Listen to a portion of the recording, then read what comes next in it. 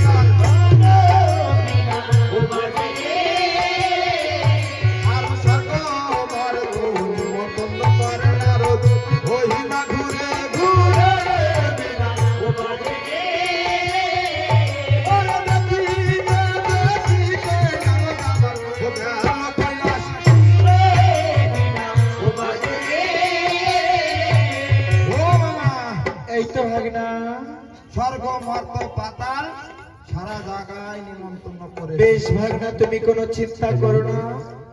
এখন তুমি যাও তোমার নাতো দিদির ঘরে, তোমার একটি বোন যে এসেছে তাকে সাজিয়ে পরে নিয়ে এসে দেব সবার।